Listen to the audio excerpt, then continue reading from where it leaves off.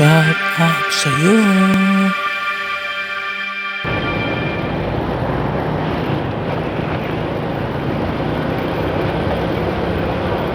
Kalayaan Avenue or sorry Katipunan Avenue pala to. Ngek ngek ngek.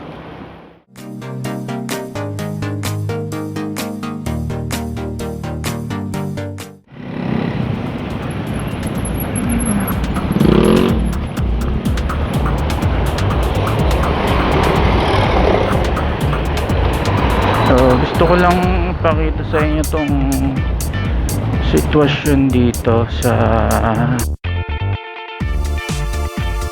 Katipunan Avenue, pero galing ako rito sa may Tandansora.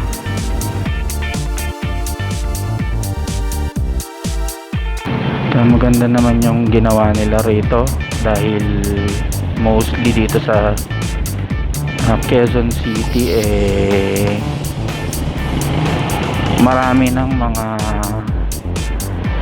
bicycle lane. Kaso ang naging problema,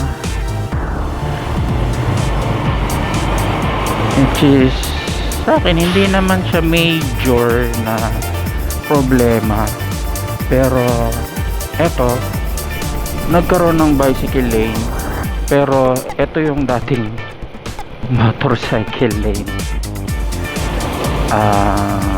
Ginawa dahil kailangan ng bicycle lane, binawasan yung motorcycle lane, unless pwede naman akong makorek, kasi ang original na layout ng mga kalsada rito is motorcycle lane ito, itong nasa pinaka rightmost part, tapos yung katabi truck lane dahil maraming ang truck ang dumadaan at nagtatraverse dito sa Katipunan Avenue, which is karugtong na C5 kung papunta ka ng south, at yung mga papuntang north yung kasing Mindanao Avenue ang nilulusutan yan. Kung dito sila dumadaan usually sa Tandansora. So medyo magiging mabagal talaga tayo.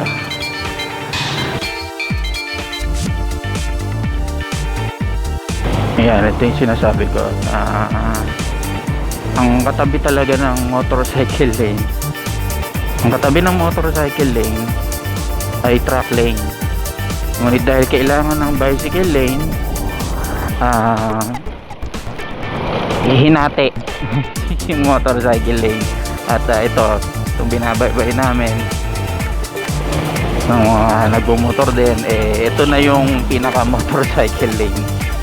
So wala namang sinabi na or dinesignate na okay, doon kayo sa ibang lane, or ang motorcycle lane natin ito na, diba? So walang ganong instruction.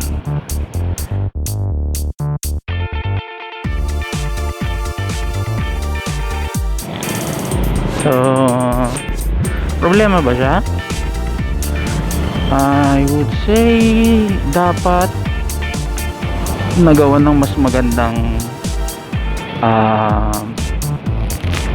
paraan, diba?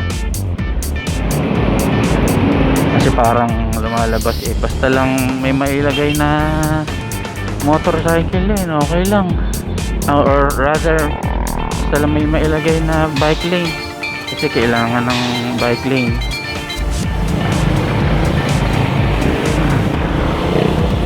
Bawasan na lang natin yung motorcycle lane sa part na yan. Pero hindi natin kailangan maging negative, at alam kong kaya ng government may maisip na mas maganda na solution. Kaya naman ng government na makapag-provide ng mas maayos na alternative na both magbe-benefit ang mga bicycle riders natin na gumagamit ng kalsada at ang mga motorcycle riders na gumagamit ng kalsada at pati yung mga iba pang mga four wheel at mga mas malalaki pang sasakyan, na lahat ay magbe-benefit at lahat ay makagamit ng maayos.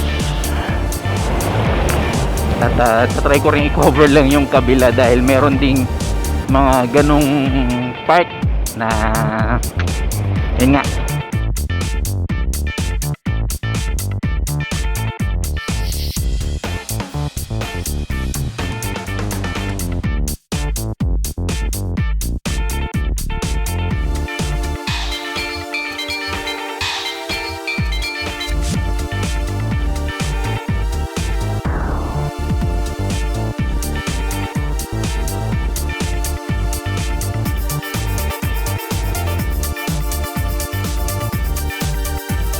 yung original na motorcycle lane naging isang lane lang talaga.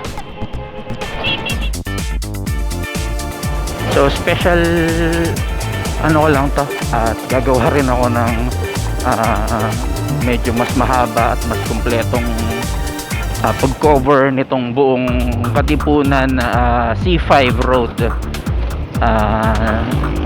ng ating motorcycle lane challenge series na